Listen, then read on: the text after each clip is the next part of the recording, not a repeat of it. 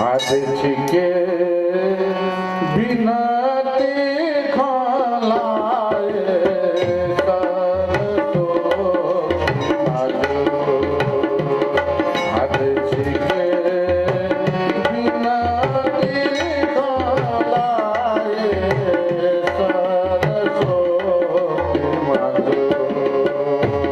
हरे नमस्कार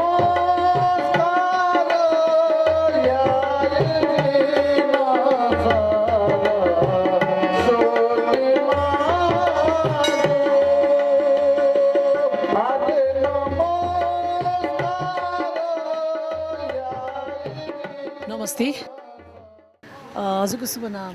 मेरो विनोद रञ्जितकार हो। हजुर, यहाँ हजुर चाहिँ नि यहाँ हाम्रो बटुक भैरव मन्दिरको सञ्चालक अध्यक्ष हुनुहुन्छ होइन? हो, म यस बटुक भैरवनाथ क्षेत्र विकास संस्था, यो चाहिँ खास 2064 सालमा स्थापना भएको यो क्षेत्र विकास संस्था भनेर हजुर, यसैको अध्यक्ष हुँ। अब हाम्रो यो मन्दिरको व्यवस्थापनहरू कसरी भइरहेछ होइन? मन्दिरको अलिकति इतिहास के थियो त्यसबाट अलिकति सुरु गरिदिनु न। कसो भन्दाखेरि हाम्रो व्यवस्थापन यो खास दुईवटा पार्टी छ, अनि यो हाम्रो यो भजन सञ्चालन पनि त्यही दुईवटा पार्टीकै जुन आय स्रोतहरू छ त्यसबाट भइरहेको छ, जुन कि भजन सञ्चालन गर्नु पनि धेरै गाह्रो छ होइन। अब प्रसाद खुवाउनु पऱ्यो, अब वितरण गर्नु पऱ्यो होइन। यहाँ वर्षको 4 चोटि त हामीले ठुल्ठुलो भोजै गर्नुपर्छ होइन। त्यसैले गर्दाखेरि त्यही पार्टीबाटै हामीले गर्ने हो। अनि यो बटुक भैरव भन्नाले महादेवकै एउटा स्वरूप भन्ने बुझिन्छ होइन? बटुक भन्नाले चाहिँ नि अब बच्चा महादेव भनेर मान्ने कि यसलाई हामी कसरी बुझ्छौँ? यसलाई पुरानो नाम यो मटीको भैरव हो। मटीको भैरव मटीको भैरव भनेको कस्तो भने मटीको भनेको माटो, को भनेको माटोबाट बनाएको, माटोबाट बनेको हुनाले यसलाई चाहिँ मटीको भैरव भनिन्छ भनेको। यो चाहिँ खास फेरि मटीको भैरव कसरी भयो भन्दाखेरि हर्सिटीदेखि जुन माटोहरू पहिला बगाएर ल्याएर एउटा ढिस्को भएको थियो, अनि त्यसको त्यही ढिस्कोमा त्यही हिसाबले मटीको भैरव बनेको। तर पछि गएर चाहिँ जुन यो मछिनाथ ल्याउने जुन प्रचलन भयो, नरेन्द्र देव मल्ल अनि वन्दत आचार्य जुन, अनि यो ललित गएर चाहिँ हाम्रो यो मछिनाथ ल्याइसकेपछि यहाँ बटुक भैरवले चाहिँ उहाँहरूलाई रोक्नुभयो। यहाँ बाहिरको देवताहरूलाई चाहिँ म भित्र पठाउन सक्दिनँ भनेर यहाँ चाहिँ क्षेत्रपालको रूपले पनि मानिन्छ त्यसैले भैरवनाथलाई, यो बटुक भैरवनाथलाई। त्यसैले गर्दाखेरि पनि यो दुःख कष्ट रोगहरूको निवारण गर्ने देवता पनि मानिन्छ अनि त्यसपछि मिमनाथले पहिला यहाँ मिमनाथ बास गर्नुहुन्थ्यो। त्यो मिमनाथ त्यसैले अहिले त्यो टङ्गलवालमा गएर उहाँको मन्दिर त्यहाँ बन्न गएको हो। यसबाट अनि त्यसपछि यहाँ यो मन्दिर यहाँ चाहिँ लिच्छवीकालमा बनेको हुनाले यो एउटा ढुङ्गाको पनि बनेको कारण त्यही हो। पहिला माटोको बनेको थियो, पछि ढुङ्गाको हुन गयो। अनि पहिला कस्तो भन्दाखेरि यो मन्दिर नबनेसम्म यो बटुक भैरवनाथ चाहिँ पहिला त मन्दिर थिएन। मन्दिर नभएको हुनाले मन्दिर बनाइदेऊ, मन्दिर नभएको हुनाले चाहिँ अरू ठाउँमा मन्दिर छ, सबै देवताहरूको मन्दिर छ, मेरो मात्र मन्दिर छैन भनेको हुनाले अनि उहाँ चाहिँ रिसाएर बिरालोको रूप लिएर चाहिँ बच्चाहरूलाई चाहिँ खान थालेपछि अनि त्यही अब राजालाई त भन्न जाने चलन त्यो बेला चाहिँ अब 6औं शताब्दीमा अंशुवर्मा राजालाई भन्न गइसकेपछि अनि मिमनाथलाई पूजा गर्यो। मिमनाथले चाहिँ के त्यो राजपुरोहितलाई चाहिँ सपनामा देखायो कि यहाँ मन्दिर बनाएपछि यसको चाहिँ निवारण हुन्छ भन्ने जुन सपनामा देखाइसकेपछि अनि त्यही अनुसार बिरालोलाई आफ्नो बसमा लिएर यो मन्दिर बनाइसकेपछि अनि त्यो सबै पूजाआजा सुरु भयो। अनि यो हाम्रो बटुक भैरव मिमनाथसँग पनि एकदम लिङ्क भएको के कारणले भन्दाखेरि यहाँ क्षेत्रपालको रूपले काम गर्नुभयो अनि मिमनाथले पनि मिमनाथ पूजा भइसकेपछि मिमनाथको जात्रा सकिएपछि यहाँ नआइकन उहाँले आफ्नो लुगा पनि फेर्न पाउनुहुन्न त्यहाँको पुजारीले यहाँ पूजा गरिसकेर यहाँबाट उहाँ हाम्रो जात्रा सक्यो भनेर एक जोडी माछा एक जोडी चाहिँ भँगेरा यो सप्तपाटलमा चढाउने चलन छ होइन एक जोडी चाहिँ भँगेरा चाहिँ उडाइदिन्छ एक जोडी भँगेराले के सन्देश दिन्छ भन्दाखेरि स्वर्गलोकमा हाम्रो चाहिँ जात्रा सकियो अनि माछाले चाहिँ के सन्देश दिन्छ पाताल लोकमा जति पनि हाम्रो यहाँको जात्रा सकियो भन्ने त्यो चाहिँ कुन टाइममा हुने यो पर त्यो मचिन्द्रनाथकै पालामा त्यो हाम्रो बसिन्छ यहाँ भोटो जात्राको बेला हजुर त्यो बेलामा यहाँ पनि हजुर त्यो सकिसकेर यहाँ पूजा नसकिकन उहाँहरूले ड्रेस पनि चेन्ज गर्नु पाउनु अनि अब हजुरहरूको यहाँ बटुक भैरवको चाहिँ नि कति 108 वटा नामावलीहरू छ त्यो के छ त हजुर एकचोटि यसै हामीलाई 108 वटा हजुर यो एउटा पाठ हो बटुक भैरवको एउटा पाठ हो होइन यो पाठले आजकल झन् यो राखिदिइसकेपछि 108 मन्त्र राखिदिइसकेपछि यहाँ आउने चलन पनि धेरै भएर गयो यो चाहिँ मन्त्रहरू यो चाहिँ यहाँ आएर पाठ गरे पाठ गर्दाखेरि एकदम प्रभावकारी हजुर सञ्चालकहरू वा भजन टिमहरू हुनुहुन्छ बटुक भैरव मन्दिरको सबै यहाँ सञ्चालक सरहरू हुनुहुन्छ उहाँहरूको टिम हुनुहुन्छ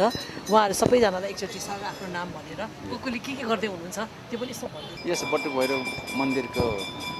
भजनको सञ्चालकमा उहाँबाट नै सञ्चालन भएको हो उहाँको नाम श्री रमेश बहादुर श्रेष्ठ हुनुहुन्छ उहाँ फेरि गायक पनि हुनुहुन्छ है फेरि तबला पनि बजाउनुहुन्छ वरिष्ठ अलराउन्डर है त्यस्तै अब यहाँ एकजना हाम्रो गायक हुनुहुन्छ माधव सिरापति उहाँ पनि गायक हुनुहुन्छ त्यस्तै यहाँ चाहिँ नेपालको अहिले एकमात्र भनौँ न वरिष्ठ इसराज वादक हुनुहुन्छ उहाँ चाहिँ एकदम वरिष्ठ हुनुहुन्छ उहाँ सन्तोष भक्त श्रेष्ठ शास्त्रीय सङ्गीत हो मेरो उहाँ चाहिँ अनि भजनमा कहिलेकाहीँ आएर साथीहरू मन्दिरमा उहाँको मुख्य चाहिँ शास्त्रीय सङ्गीत हो उहाँकोमा उहाँ चाहिँ है त्यस्तै अब उहाँ तबला वादक हुनुहुन्छ महेन्द्र साक्य त्यस्तै है त्यस्तै उहाँ चाहिँ चिरु महर्जन उहाँ पनि तबला वादक उहाँ रेडियो नेपालको पुरानो वरिष्ठ तबला वादक हुनुहुन्छ उहाँ पनि त्यस्तै अब यहाँको वरिष्ठ गायक विनोद रञ्जितकार हजुर अब त्यस्तै उहाँ गायिका हाम्रो रूपा केसी हुनुहुन्छ साथै मिठो गाउनुहुन्छ त्यस्तै यस भजनमा धेरै सहयोग गर्नुहुने रिता साक्य त्यस्तै उहाँ गायिका फेरि हाम्रो नेवारी भजनमा धेरै नाम छ उहाँ धेरै बुद्धि भनौँ न ज्ञानमालामा धेरै चिन्नुहुन्छ उहाँलाई अनि उहाँ चाहिँ पिङ्की देसार त्यस्तै हाम्रो गायक श्री सूर्यधर अहिले उहाँले भनिहाल्नुहोस् सूर्यधर श्रेष्ठज्यू त्यस्तै उहाँ धेरै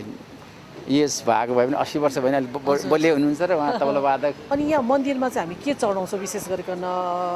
जस्तो अरू ठाउँमा कि नरिवल अथवा के स्पेसल चढाउने भोग चढाउने हुन्छ नि त्यो चाहिँ के छ हाम्रोमा यहाँ यो तान्त्रिक विधिले पूजा गर्ने ठाउँ भयो होइन यहाँ त्यसैले यहाँ बलि पनि चढिन्छ अनि नरिवल पनि चढाइन्छ आफ्नो आस्था अनुसार नवग्रहलाई चलाउने कुराहरू यो आस्था अनुसार सबै कुरा यसमा पाइन्छ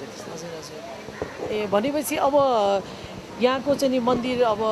विकासको लागि अथवा संरक्षणको लागि सरकारबाट होइन केन्द्रीय सरकारबाट अहिलेसम्म के सेवा सुविधा अथवा सहुलियतहरू के छ त हजुरहरूलाई सेवा सुविधा भन्दा पनि उहाँहरूले सेवाको हिसाबले त केही पनि खासै त होइन उहाँहरूले पार्टी चाहिँ बनाइदिनु भएको छ यो पछाडिको पार्टीहरू बनाइदिनु भएको छ नगरपालिकाद्वारा चाहिँ महानगरपालिकाद्वारा हजुर उहाँले 10 लाख राखिदिनु भयो अनि अरू सबै चन्दाबाट उठाएर गरेको अनि यो हाम्रो भित्रको पार्टी चाहिँ पुरा टोटलले बनाइदिएको अनि उता चाहिँ दवाडीले बनाउनु भयो यो पनि दवाडीजीले यो मेरै अध्यक्षकालमा यो बन्न पाएकोमा धेरै मलाई सन्तुष्टि छ र यो अहिले यो भजन पार्टी पनि बन्दैछ बिस्तारै हजुर अनि अब सरकारसँग के अपेक्षा छ होइन अब अहिले अब नयाँ सरकार अझै आउन लागेको छ सरकारसँग चाहिँ हाम्रो मन्दिरको लागि यति केही गरिदियोस् भन्ने के एउटा एक्सपेक्टेसन छ त हाम्रो एक्सपेक्टेसन के भन्दाखेरि मन्दिर भनेको सफा हुनुपर्छ होइन उहाँहरू सफा अनि अरू यहाँको सुरक्षा पनि हुनु पऱ्यो र सुरक्षाको साथसाथै यो भजन जुन टिम छ नि भजन टिम भनेको एउटा यो हाम्रो पुरातत्त्वले बचाइराख्ने एउटा टिम नै हो नि जुनसुकै मन्दिर होस् जहाँ नै होस् संस्कृति सम्पदालाई बचाइराख्ने एउटा टिम हो उनीहरूलाई पनि केही सहयोग हुनुपर्छ भन्ने हाम्रो धारणा किनभने यो गायन गाउने बजाउनेहरूलाई अहिलेसम्म सरकारको तर्फबाट हाम्रो विचारले चाहिँ खासै सन्तुष्टि भएको छैन चासो दिएको देखिएन किनभने यो पुरा वर्ल्डमै पहिचान गराइरहेको भयो यो हाम्रो यो सम्पदा होइन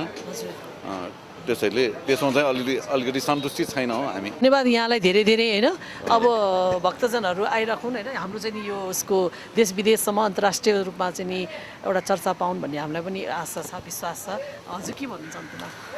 धेरै धेरै धन्यवाद छ तपाईँहरूको जुन टिमलाई होइन धेरै धेरै धन्यवाद छ र हाम्रो यो अङ्कलहरू उहाँहरूले पनि पहिल्यैदेखि आएर यहाँ धेरै योगदान गर्नुभएको छ र यहाँ आएर योगदान गर्नुहुने जोसुकैको पनि दुःख कष्ट रोग हटोस् भन्ने कामना गर्छु हजुरहरूको पनि ठुलो योगदान छ यसमा हजुरहरूको पनि दुःख कष्ट रोग हटोस् भन्ने ठुलो कामना गर्न चाहन्छु धन्यवाद थ्याङ्क यू रमेश भारत श्रेष्ठ रमेश सरै भनौँ म रमेश यहाँ चाहिँ आरती कमिटीको कमिटी म सञ्चालक हाम्रो एउटा पाँचजनाको एउटा एउटा कमिटी बनाएको छ एउटा सञ्चालकको लागि अनि प्लस अनि दुईजना हाम्रो सल्लाहकार जस्तै हाम्रो श्रीमान श्रेष्ठजी उहाँ वरिष्ठ गायक हुनुहुन्छ र कसरी सञ्चालन गर्नु भनेर एउटा सानो फर्म हाम्रो टिमवर्कको लागि हामीले एउटा सन्ध्याकालीन आरती कमिटी भनेर हामीले एउटा सञ्चालन एउटा कमिटी बनाएको छ अनि यहाँ आउने जुन अब भजन गाउने गायक गायिकाहरू हुन्छ उहाँहरू चाहिँ कताबाट आउनु भएको छ कसरी हजुरले म्यानेज गरेर उहाँहरू हामी धेरै जसो हामी कहिले निम्त्याउने गरेका छौँ र अब धेरै हाम्रो मित्र साथीभाइहरू यहाँ गाउँले नै आउनुहुन्छ उहाँहरू यो भजन यो हाम्रो यो सङ्गीतप्रति श्रद्धा छ यो भगवान्प्रति श्रद्धा छ र अनि प्रायः जस्तो हामीले एउटा हरेक हप्तामा एउटा चिरपरिचित वरिष्ठ गायकहरू हामीले निम्त्याउने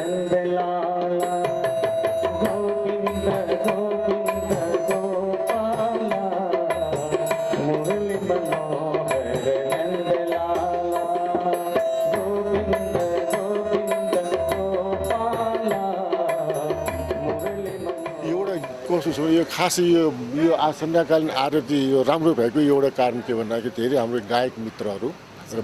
वादकहरू म धेरै जस्तो यहाँ भक्तजनहरूले सोध्छु कहिले बिहान पनि देख्छु कहिले साँझ पनि देख्छु कि ती सेम भक्तजन म सोध्छु उहाँहरूलाई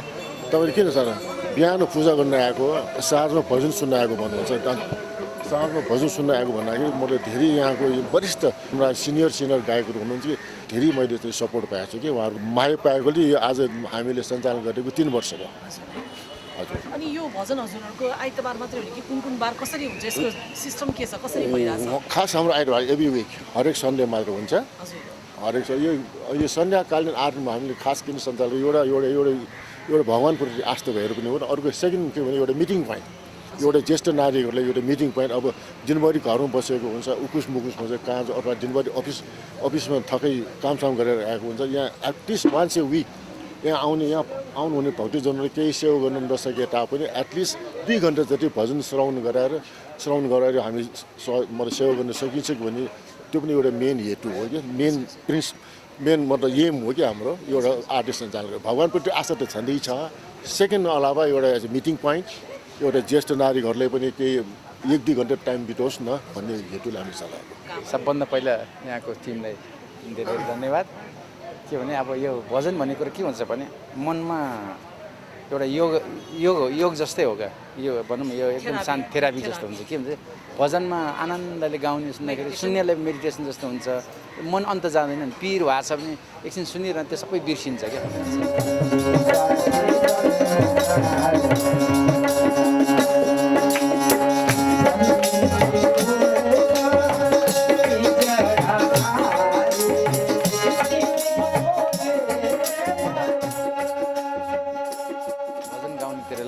पहिलादेखि मेरो भन्नु दुःख पिर चिन्ता भनेको अब त्यति साह्रो मलाई केही छैन जस्तो लाग्छ क्या मलाई मेडिटेसन जस्तो भने मलाई त्यो चिन्ता नै लाग्दैन पिर पनि लाग्दैन क्या आनन्दले आँखा चिम्लेर गाउनु पायो भने पुग्यो क्या यस्तो धेरै छु हजुरको शुभ नाम मेरो नाम प्रेमबहादुर साक्य प्रेमबहादुर साक्य हजुर अहिले 80 वर्ष पुग्यो ओ माय गॉड कति राम्रो त्यस्तो लाग्दैन नि हामीलाई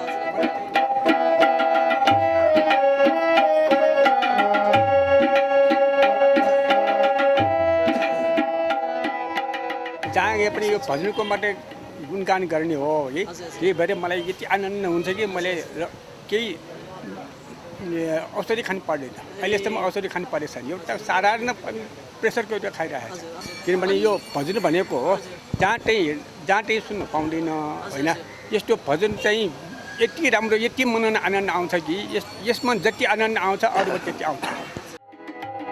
हे शम्भु भोले दर्शनमा पाऊँ हे शम्भु भोले दर्शनमा पाऊँ दर्शनको आशामा आइयो शङ्करका मेलो ठुलो दिने ज्योति छ हे शम्भु भोले दर्शनमा पाऊँ हे शम्भु भोले दर्शनमा पाऊँ दर्शनको आशामा आइयो शङ्करका नैना खुलो दिने ज्योति छ म फोकस गर्ने सन्ध्याकालीन आरती है सन्ध्याकालीन आरतीले हाम्रा वरिष्ठ समाजसेवी हाम्रो जावलखेल निवासी श्री रामलाल श्रेष्ठ होइन रामलाल श्रेष्ठबाट हामीले पर मन्थ कि यो भजन यो हाम्रो गायक वादकहरूलाई पारिश्रमिक स्वरूप चाहिँ हामीले उहाँले एभ्री मन्थ 15,000 रुपियाँ भएको छ अब उहाँले त्यसै भन्नुभएको छ मलाई